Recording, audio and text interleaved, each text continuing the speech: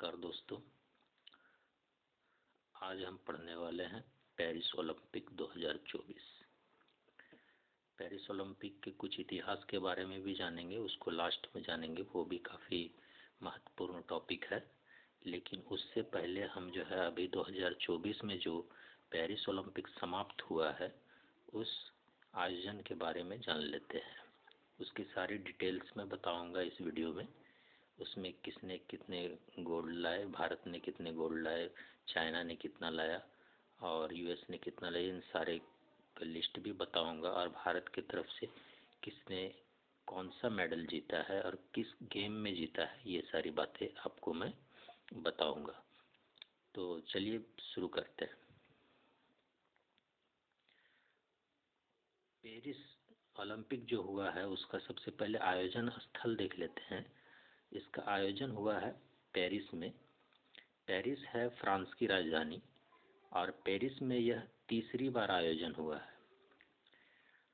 पहली बार आयोजन हुआ था 1900 ईस्वी में और दूसरी बार हुआ था 1924 में और करीब 100 साल बाद तीसरी बार आयोजन हुआ है पेरिस में। पेरिस सीन नदी के किनारे है। सीन नदी के किनारे होने के वजह से उद्घाटन भी सीन नदी के किनारे ही किया गया था। और ऐसा पहली बार हुआ है कि किसी ओलंपिक का आयोजन का उद्घाटन जो है वो किसी नदी के किनारे हुआ है। ये भी एक क्वेश्चन बन सकता है कि पहला उद्घाटन जो किसी नदी के किनारे हुआ है वो कब हुआ और कहाँ हुआ है। तो पेरिस में हुआ है, सीन नदी के किनारे हुआ है। अब देख लेते हैं इसका संस्करण क्या था। संस्करण था 33वां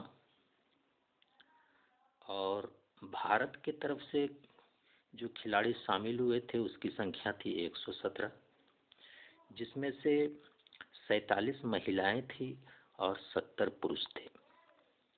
सबसे ज़्यादा खिलाड़ी जो है एथलेटिक्स के थे, करीब 29 खिलाड़ी थे। और सबसे ज़्यादा खिलाड़ी अगर पूछा जाए किस राज्य से थे तो वो हरियाणा से थे। टोटल 22 खिलाड़ी हरियाणा राज्य से थे। और पेरिस ओलंपिक में सभी देशों को अगर मिला दिया जाए तो टोटल खिलाड़ी जो भाग लिए थे वो थे 10,500। इसका शुभंकर जो काफ़ी महत्वपूर्ण है, शुभंकर भी पूछा जाता है। शुभंकर था फ्रिजियन टोपी। शुभंकर को अंग्रेजी में मास्कॉट भी बोला जाता है। फ्रिजियन टोपी इसका शुभंकर था। आदर्श वाक्य भी पूछ लिया जाता है कि आदर्श वाक्य क्या था। तो games wide open, games wide open Paris Olympic का आदर्श वाक्य था। कुल खेल जो खेले गए थे इस पेरिस ओलंपिक में वो खेला गया था 32। और जैसा कि मैंने बताया है कि टोटल 117 खिलाड़ी भारत से भाग लिए थे, जिसमें से 37 महिलाएं थी और 70 पुरुष थे। 29 खिलाड़ी एथलेटिक्स से थे। किसी गेम से पूछा जाए सबसे ज़्यादा कौन से गेम से खिलाड़ी थे तो एथलेटिक गेम से सबसे ज़्यादा खिलाड़ी थे। और पूछा जाए कि कौन से राज्य से सबसे ज़्यादा खिलाड़ी थे तो हरियाणा। सबसे उम्रदराज व्यक्ति जो खिलाड़ी थे वो थे रोहन बोपन्ना। रोहन बोपन्ना 44 साल के टेनिस खेल से संबंधित हैं। और सबसे युवा खिलाड़ी की बात की जाए तो धिनिधु देशसिंघु जो 14 साल की युवा खिलाड़ी हैं, वो तैराक से संबंधित है। तैराक यानी स्विमिंग से। उद्घाटन समारोह में जो भारतीय ध्वजवाहक थे, भारतीय ध्वजवाहक कौन कौन थे वो भी काफ़ी महत्वपूर्ण हो जाता है। समापन के समय भारतीय ध्वजवाहक कौन थे और उद्घाटन के समय भारतीय ध्वजवाहक कौन थे, तो ये भी काफ़ी महत्वपूर्ण हो जाता है। तो पीवी सिंधु थे जो बैडमिंटन खेल से संबंधित हैं और शरत कमल अचंता जो टेबल टेनिस से संबंधित हैं। ये उद्घाटन समारोह के भारतीय ध्वजवाहक रहे हैं। समापन समारोह में भारतीय ध्वजवाहक जो थे वो थे पीआर श्रीजेश जो हॉकी टीम के खिलाड़ी हैं और मनु भाकर जो एक निशानेबाज शूटिंग से संबंधित एक खिलाड़ी हैं। वो थे समापन समारोह के भारतीय ध्वजवाहक।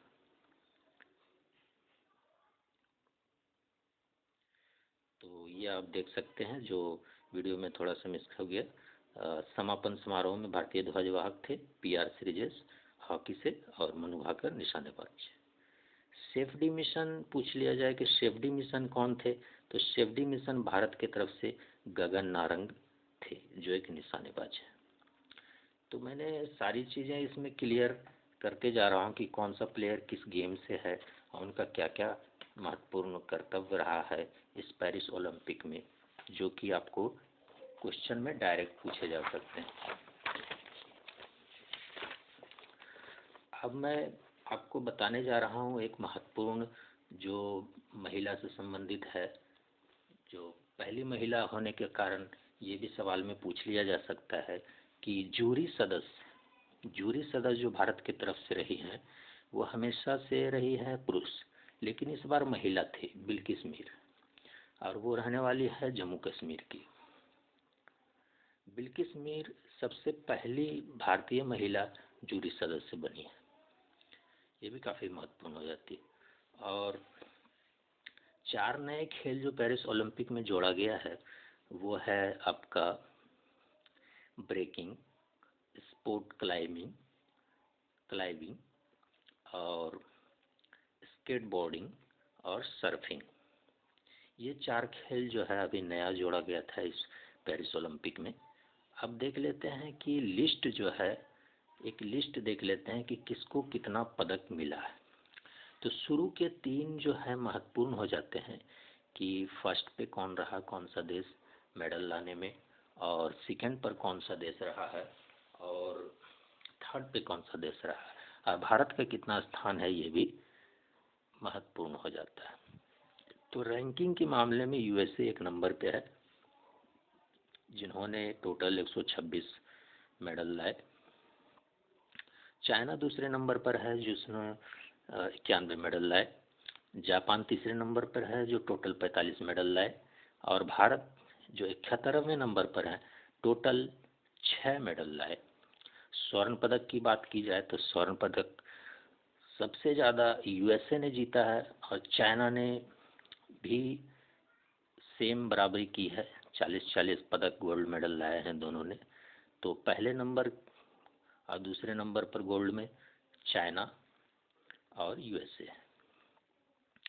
दोनों का समान है, इसलिए दोनों का क्वेश्चन में ऑप्शन दे सकता है, या कोई एक देगा तो एक नहीं देगा। सिल्वर सबसे ज़्यादा लाने में USA है 44, और ब्रॉन्ज मेडल भी सबसे ज़्यादा USA अमेरिका ने लाया है 42।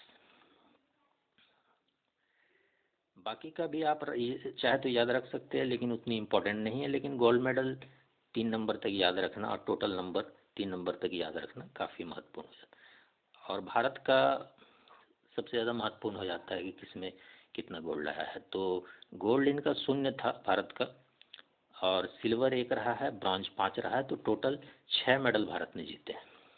पूछ लिया जाए कि टोटल कितने मेडल भारत ने जीते हैं, तो मेडल 0 रहा है इस बार का। अगर प्रॉपर कोई खिलाड़ी बोल दिया जाए कि सबसे ज़्यादा गोल्ड किस खिलाड़ी ने जीता है, स्पेसिफिकली खिलाड़ी का नाम पूछ लिया जाए, तो फिर आपके लिए हो जाएगा एल मार्चंट। एल मार्चंट जो स्विमिंग से संबंधित है, स्विमिंग करते हैं और फ्रांस के रहने वाले हैं। फ्रांस की खिलाड़ी है जिन्होंने 4 गोल्ड मेडल जीते हैं। सबसे ज़्यादा गोल्ड मेडल एल मार्चंट ने जीता है, और 1 सिल्वर मेडल भी जीता है। टोटल 5 मेडल जीते हैं। अब सबसे जो महत्वपूर्ण बात है कि भारत की तरफ से कौन सा खिलाड़ी मेडल जीते हैं और किस खेल से संबंधित है वो सबसे महत्वपूर्ण हो जाता है। तो सबसे पहले मेडल जो जीता है वो खिलाड़ी जीती है मनु भाकर, जो शूटिंग से संबंधित है, यानी निशानेबाज में। उसका खेल था 10 मीटर एयर पिस्टल में शूटिंग थी, जिन्होंने ब्रॉन्ज मेडल जीता है, और ये हरियाणा के रहने वाली।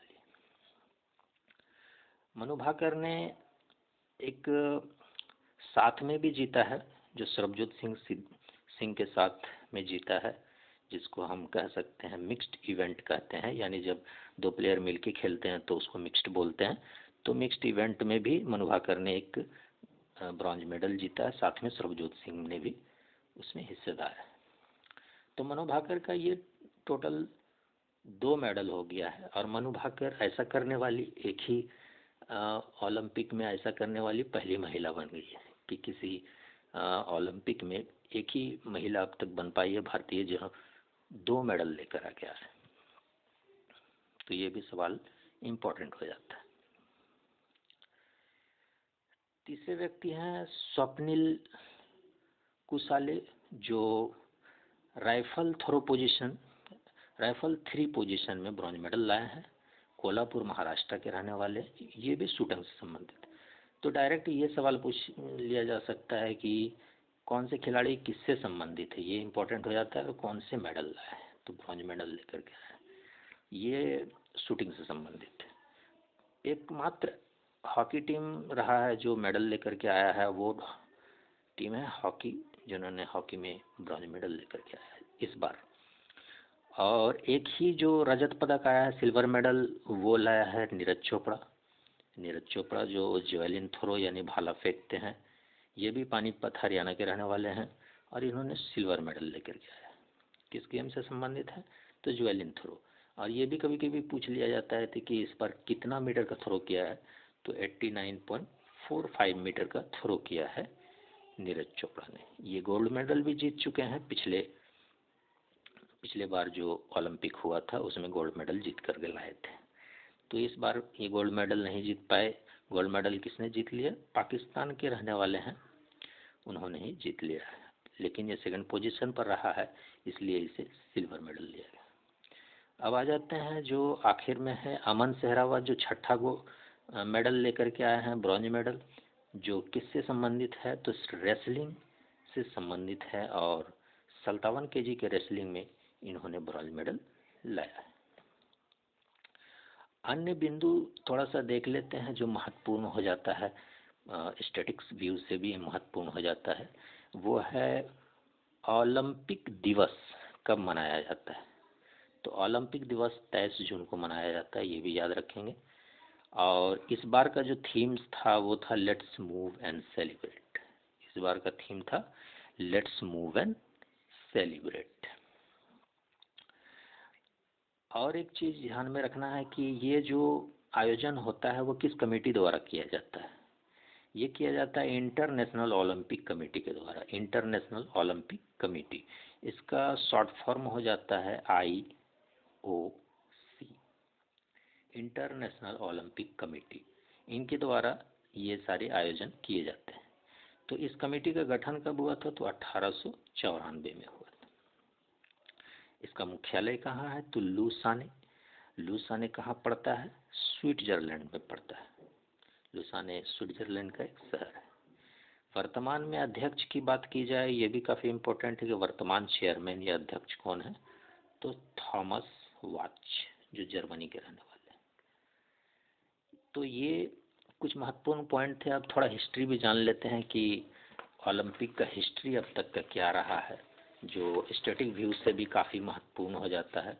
जो अभी महत्वपूर्ण घटनाएं थी वो सारे मैंने अभी बता दिया है। जो महत्वपूर्ण घटनाएं अब तक हुए हैं वो सारा मैंने अभी तक बता दिया है। और इतना पॉइंट अगर आप जान लेते हैं तो फिर एग्ज़ाम में आप बेहतर परफॉर्मेंस कर पाएंगे, क्योंकि बहुत सारे भी पॉइंट हैं लेकिन वो सारे इम्पोर्टेंट नहीं रह जाते हैं। पॉइंट ऑफ व्यू से, एग्ज़ाम पॉइंट ऑफ व्यू से जो इम्पोर्टेंट थे मैंने यहाँ पे बता दिया है, और जो एग्ज़ाम में पूछे जाते हैं बेसिकली वो सारी चीज़ें मैंने इंक्लूड कर दी है। रही बात की कुछ बहुत सारी चीज़ें ऐसी भी है जो हायर लेवल एग्ज़ाम के लिए होते हैं, लेकिन आप वनडे एग्ज़ाम की तैयारी कर रहे हैं, जैसे कि SSC, रेलवे, ग्रुप डी, दरोगा या पुलिस, या फिर PT के किसी भी PT का एग्ज़ाम का भी तैयारी कर रहे हैं या मेंस का, तो भी ये काफ़ी महत्वपूर्ण हो जाता है। लेकिन आप लिखित परीक्षा की जैसे UPSC की तैयारी कर रहे हैं तो उसके लिए और थोड़ी जानकारी हासिल करनी ज़रूरी हो जाती है। लेकिन इसमें और वैसी बातों को इंक्लूड नहीं किया जाता है जो आपके लिए बोझ साबित हो सकता है, जैसे कि बेकार जो बहुत सारी इम्पोर्टेंट बातें भी है, लेकिन वो फिर भी इम्पोर्टेंट उतनी नहीं रह जाती है, क्योंकि आप जो है से माइंड में उतनी ही एडजस्ट करिए जितनी आप याद रख पाइए। और आप बहुत सारी चीज़ों को पढ़ लिए हैं लेकिन आप याद नहीं रख पाए तो सारी चीज़ें फिर बेकार हो जाती है। तो वही सारी चीज़ों को ध्यान में रखते हुए मैंने सारी इम्पोर्टेंट बातों को ही यहाँ पे रखा है। तो चलिए हिस्ट्री को शुरुआत करते हैं। तो ओलंपिक जो है खेल वो बहुत ही प्राचीन खेल माना जाता है।